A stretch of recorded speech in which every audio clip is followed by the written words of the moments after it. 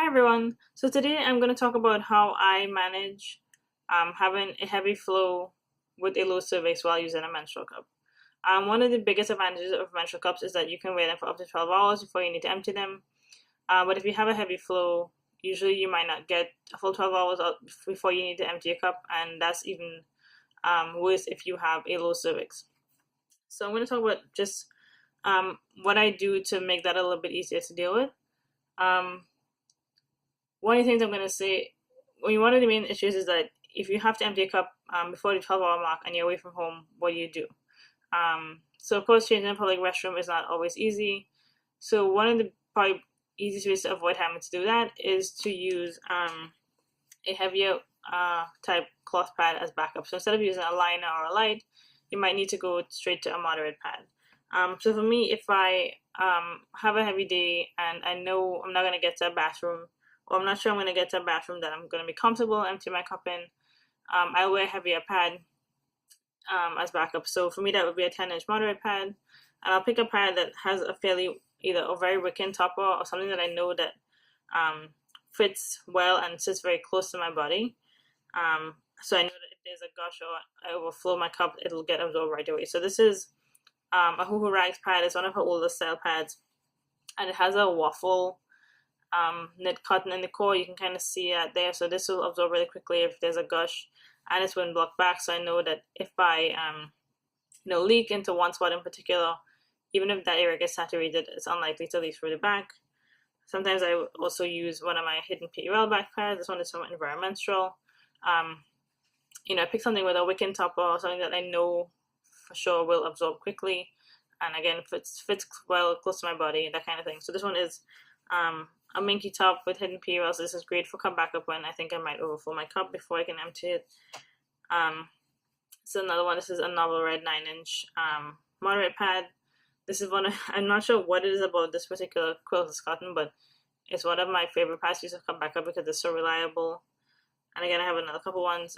Another Environmenstrual. This one is low pile minky with hidden PUL. And an OBP top wind pro back from Homestead Emporium. So that's just one thing if you don't want to change your cup, empty your cup in public. If you are comfortable emptying your cup in public, then for me, what I do, knowing that I will have to empty my cup at least once away from home, maybe even twice, I prioritize comfort over capacity. So again, my cervix is low. I can't really wear very long cups anyway, but I have one or two cups that, could give me a few extra, maybe half an hour, maybe an hour extra, versus one other cup. So maybe, for instance, the Marula cup would give me a lot more capacity than, say, the Ruby, but, one might be easier to change in public than the other. So that's what I do. I prioritize comfort and ease of use over capacity. So if I know that I have a cup that will give me an extra hour, but it takes a little bit longer to change it, or maybe it's a little bit hard to clean in a public situation, I'll go with a smaller cup, and knowing that I have to change it once or twice more often, but that it'll be a quicker change and easier cleanup and that kind of thing. So for me, the cups that I go with, if I'm going to have a heavy day away from home, I might go for this Super Jennie Small. I like this cup because it's small. The silicone gets pretty silky when it's lubricated either from water or from blood. So it's very easy to insert. It's really easy to clean. You can just bend the cup back over the holes, and it's easy to wipe out. The stem is usually comfortable. Sometimes if my cervix is lower than normal, or particularly low, the stem can be a little bit uncomfortable, but if I know I'm going to be sedentary for most of the time, then the stem is fine. If I want a really reliable cup, like, I don't know, I think it was a friend's wedding or something, I need a cup that, guaranteed, just not going to give me any issues. I need to be able to get in and out of the bathroom quickly. I would go with the Lena Small.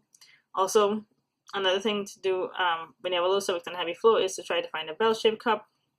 So, you make up for the lack of height with a little bit of extra capacity in the base here.